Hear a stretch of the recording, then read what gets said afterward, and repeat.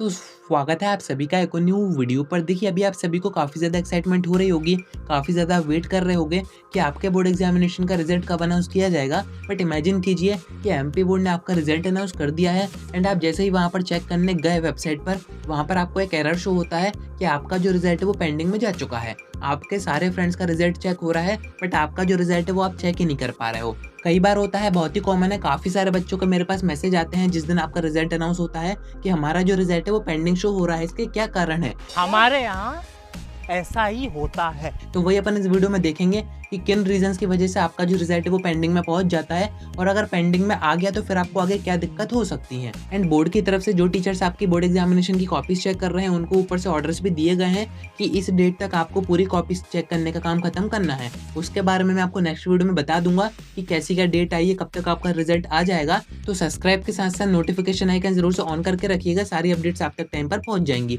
आइए वीडियो को शुरू करते हैं। अपन बात कर रहे थे कि क्यों आपका जो रिजल्ट है वो पेंडिंग शो होता है। अब देखिए काफ़ी बच्चों के मेरे पास मैसेज आए थे जब आपके एग्जामिनेशन खत्म हो गए थे, या फिर एग्जाम देने के बाद बच्चों के काफ़ी ज़्यादा कमेंट भी आए थे कि हमने आंसर शीट की जो एंट्रीज होती हैं जहाँ पर आपको रोल नंबर, सब्जेक्ट कोड या फिर आपका मीडियम वगैरह भरना पड़ता है, और इस बार से वैसे भी आपको ओएमआर शीट दी गई है जिसमें कि मिस्टेक के चांसेस काफ़ी ज़्यादा बढ़ जाते हैं। वहाँ पर आपकी मिस्टेक हो सकती है, आपके रोल नंबर में आपने सेट सही नहीं भरा हो या फिर आपने सब्जेक्ट कोड सही नहीं भरा हो। ऐसी काफ़ी सारी चीज़ें बच्चों के साथ होती हैं, काफ़ी ज़्यादा कॉमन है, बच्चे काफ़ी ज़्यादा परेशान हो जाते हैं यहाँ पर। तो देखिए यहाँ पर आपको परेशान होने की ज़रूरत नहीं है, मैं आपको बताता हूँ कि आपका जो रिजल्ट है वो पेंडिंग शो किन कारणों की वजह से करता है। इसमें आपकी मिस्टेक भी हो सकती है एंड जो टीचर्स आपकी ड्यूटी करते हैं एग्जाम सेंटर पर, जो राउंड पर रहते हैं, उनकी तरफ से भी मिस्टेक हो सकती है। देखिए या तो आपने आपकी तरफ से आपका रोल नंबर मिस्टेक भरा हो, ऊपर नीचे कर दिया हो, या फिर जो आपका एग्जामिनर है जिसे एग्जाम खत्म होने के बाद आप कॉपी सबमिट करते हो तो आपने देखा होगा एग्जामिनर भी रोल नंबर वाइज ही आपकी कॉपी सबमिट करता है।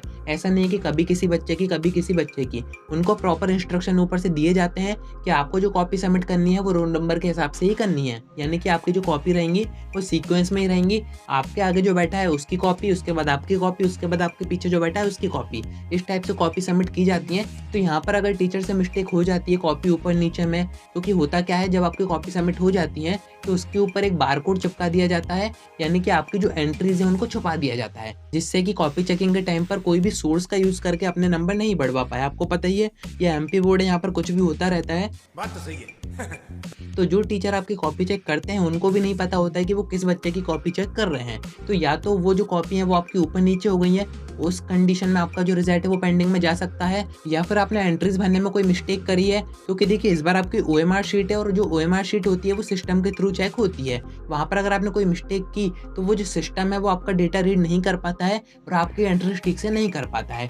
वैसे आपकी तरफ से अगर कोई मिस्टेक हुई है एंट्रीज में तो इसके काफ़ी ज़्यादा कम चांसेस होते हैं कि आपका जो रिजल्ट है वो पेंडिंग में जाए, क्योंकि जो टीचर्स होते हैं उनको पता होता है, उनके पास पूरा डेटा होता है कि कौन सा बच्चा कहाँ पर किस सेंटर में किस बच्चे के आगे पीछे बैठा है। तो अगर आपकी कॉपीज़ में मिस्टेक हो गई है, आपके रोल नंबर में मिस्टेक हो गई है, तो वो सारी चीज़ें आगे जाके मैच हो जाती हैं, वहाँ पर कोई भी दिक्कत नहीं आती है। क्योंकि जब आपके नंबर एंटर किए जाते हैं सिस्टम पर तो वहाँ पर ऐसा मानिए कि अगर आपकी कॉपी नहीं रहेगी तो वो भी तो ढूंढेंगे कि ये बीच का बच्चा गया कहाँ, तो उसके हिसाब से पूरी रिसर्च करके आपके जो नंबर है वो जैसे तैसे वहाँ पर चढ़ा दिए जाते हैं।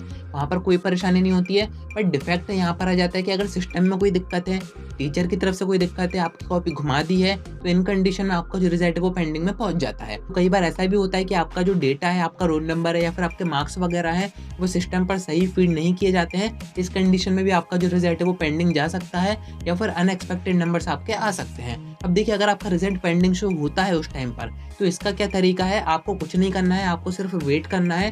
3 से 4 दिन में, मैक्सिमम 5 दिन में आपका जो रिजल्ट है वो शो हो जाता है। तो यहाँ पर कोई भी दिक्कत की बात नहीं है। बाकी अगर आपके मार्क्स अनएक्सपेक्टेड आते हैं, यानी कि उम्मीद से बहुत ही कम आते हैं, तो आप रीचेकिंग करवा सकते हैं, या फिर अगर कोई और दिक्कत होती है आपके रिजल्ट के साथ तो आप एमपी बोर्ड का जो नंबर है वहाँ पर फ़ोन करके उनसे बात कर सकते हैं, या फिर आप बोर्ड ऑफिस भी जाके इस चीज़ में बात कर सकते हैं। तो आज की वीडियो में इतना ही। बाकी अगर आपको कोई डाउट आता है, मुझसे डायरेक्ट बात करनी है, तो आप मुझे इंस्टा पर डीएम करके बात कर सकते हैं।